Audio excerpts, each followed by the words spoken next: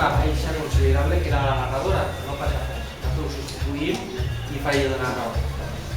Mireu, el que anem a explicar-vos ara és molt senzill, és el que heu fet aquesta vesprada. Tots heu fet la mocadora, veritat?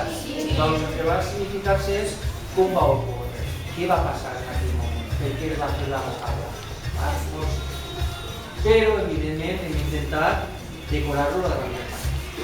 Com bé sabeu, el nom del Farrasí ja prové de l'antic anat del Alfarrasí, tots els que comencen per A, que ja de l'antic anat. És per això que hem intentat escenificar qui podia viure en Alfarrasí durant aquella època. Entre dos personatges, que seran Pasqual i Isabel, que van interpretar com vivien en aquella època. La qüestió és que Isabel i Pasqual venen molt marxosos, tenen moltes ganes de ballar. Aleshores, no sé si estaran molt cansats, hauran deixat d'estar cansats, però venien amb moltes ganes. Una altra qüestió, si no esteu callats, evidentment no podrà eixir bé perquè tenen que parar, tenen que dir que calleu i això no queda bé. Tinguem clar? Sí? Sí. Doncs anem a dir a Pasqual i Isabel que entren, no?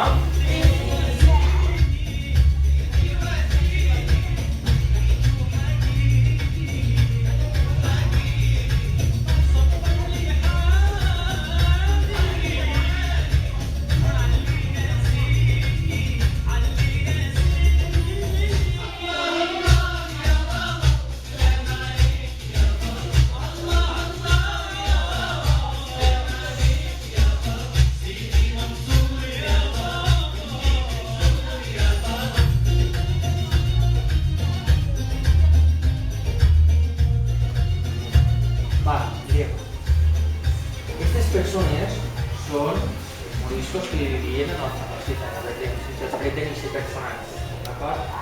Ells el que volen destacar és que en l'actualitat encara queden coses de la seva cultura, com són l'arquitectura, l'art, la cultura, que és tot el que esteu veient per les pantalles. Però hi ha una qüestió que ells veuen que és essencial i que encara segueix perdurant, és la música. La música i el ball àrab és el que més ens agrada. Després jo volia fer una xicoteta d'interpretació de com ballaven en aquella època.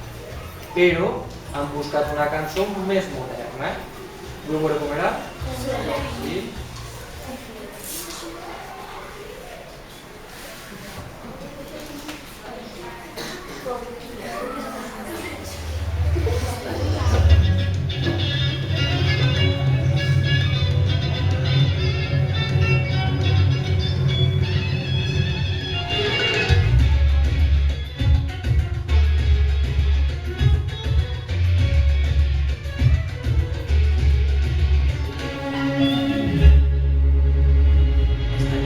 Una besa como nunca hubo ninguna.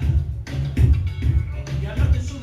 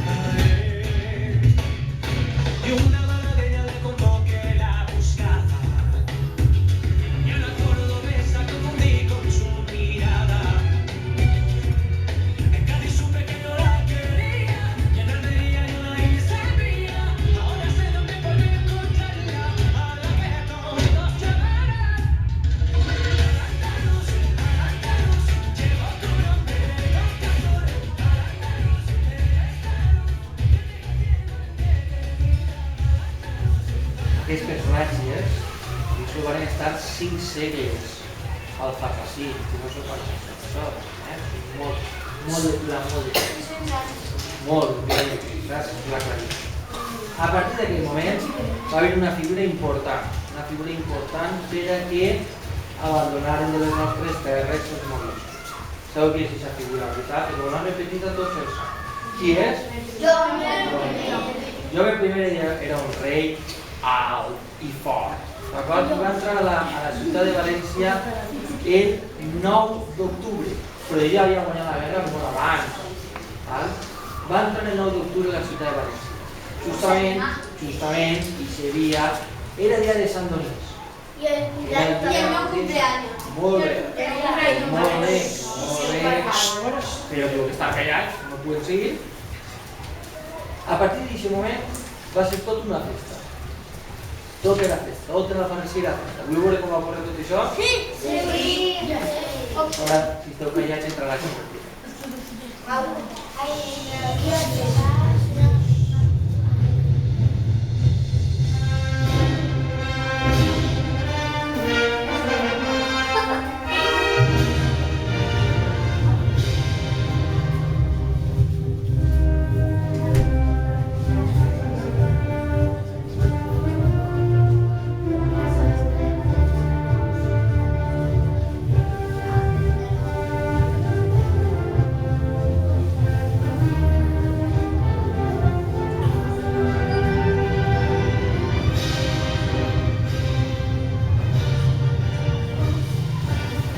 El 9 d'octubre va entrar a la ciutat de València. Després vinga Alfarrasí, dies després, camí Alfarrasí. I el rei Zayán, el rei i la reina Zayán, els va fer entrega de les claus d'Alfarrasí. Això significava que eren els reis d'Alfarrasí. Sí, que us porto la clau. Però els alfarrasiners, com eren unes persones molt agraïdes,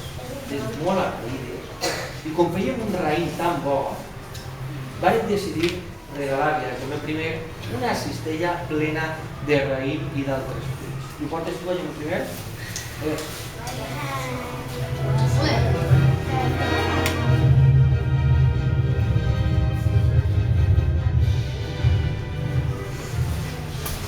Els alfarrasiners li depositen una cistella plena de fruites, verdures i d'altra classe d'aliments molt bons.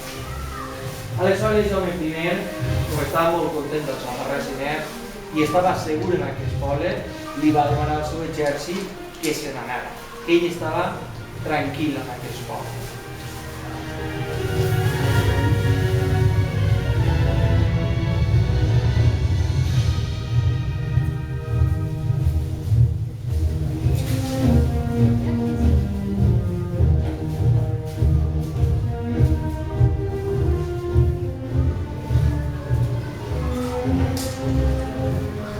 Jaume I semblava una persona molt sèria, no? Perquè era molt corpulent, però era una persona molt enamoradissa, estava completament enamorada de la seva dona, una Violant. Per què? Perquè era una dona molt bella, i molt simpàtica.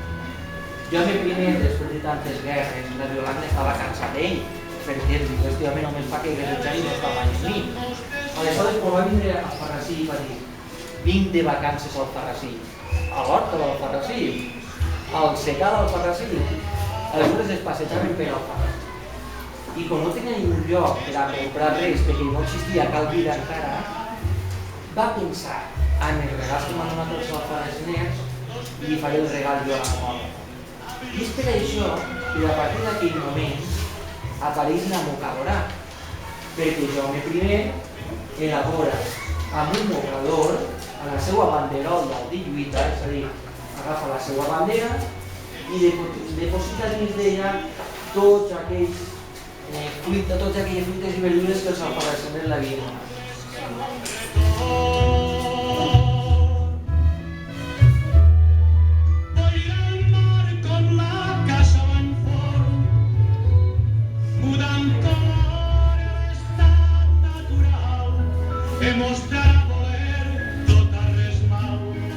Que sobre si atur un punt al joc.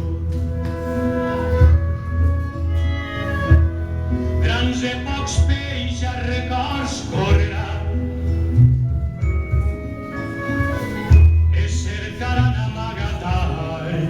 secrets. És evident que Nacional va quedar completament enamorada de Jaume I per aquest detall. També vos he dit que dins perquè el raïm estava molt bo. Però no sols es fa la mocalorada aquesta diada de l'9 d'octubre i recorda la figura de Jaume I. Tots els 9 d'octubre s'intenta homenatjar a totes aquelles persones que han fet alguna cosa per nosaltres, per tots els valencians.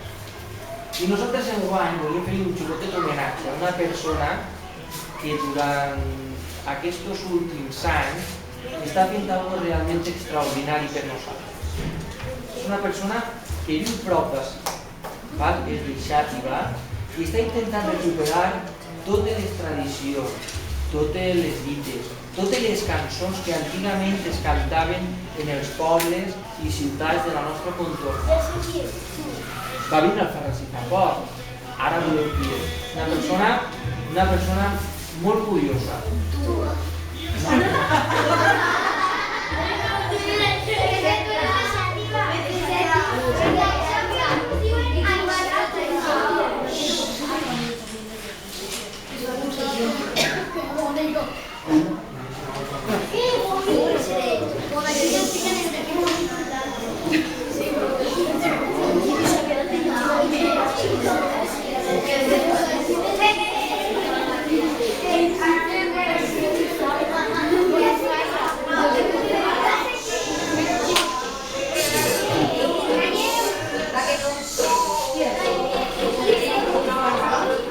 Sabeu qui és? Jo sí!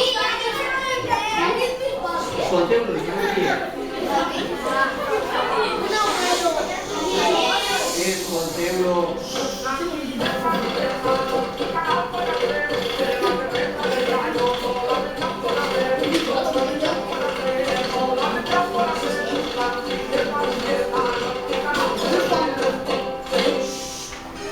Hoy sonido directo con Pep Jimeno, Botifarra. Populares que recupera este cantador de Xàtiva.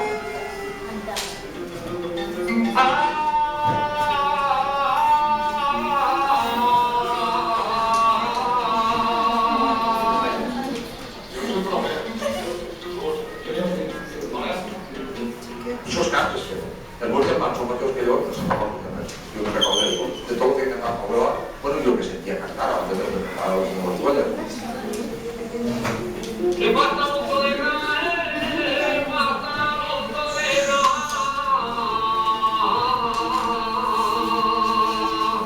Jo tinc encara gent major que ja no tinc aquestes gràcies per la vida de Xina en simples de cançons, encara.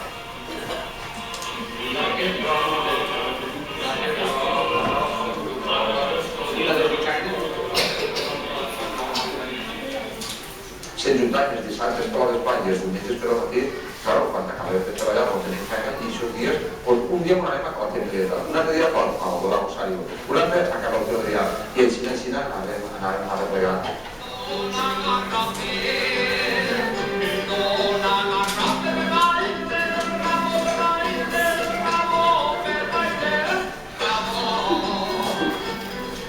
Al meu poble no m'ajuda, és un exemple. I el pitxer no se'l van fer, no se'l fer. Pues es diu que estava el tio Mujeres, arriba aquí al costat del pont de 25 Chorros, i dos estrangers que passen. I li pregunten, Alicante, Alicante. Y salta el tio Mujeres y diu, Alicante, y Alivalle. Es el Mediterráneo un nexo de unión entre diferentes pueblos, la cultura, la tradición y dentro de esta, la música. Pep Jimeno rescata y comparte las canciones populares de aquí con las de otros lugares y es aquí donde se evidencian las similitudes. Pep Jimeno y Ahmed Kauzani de Marruecos interpretan en el escenario de banda a banda del Mediterráneo.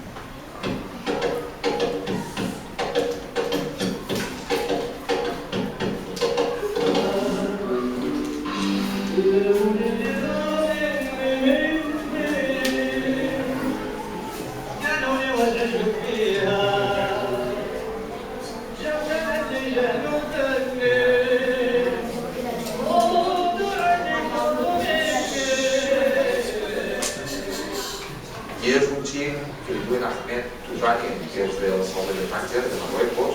El vaig conèixer fa 3 anys, el vaig conèixer, i la veritat és que des del primer dia que el vaig conèixer, a banda que és una gran persona, és un gran músic, toca el llaüt àrab, toca el violí, toca la percussió i canta com els àngels. És una passada.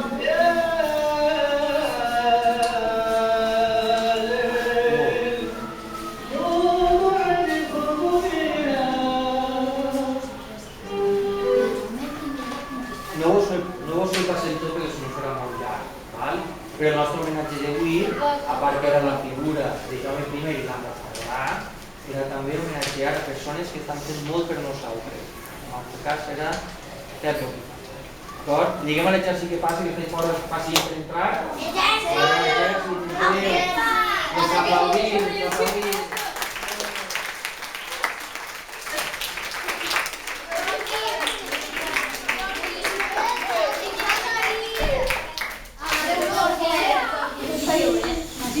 Així que ja està, s'ha acabat tot. Digues.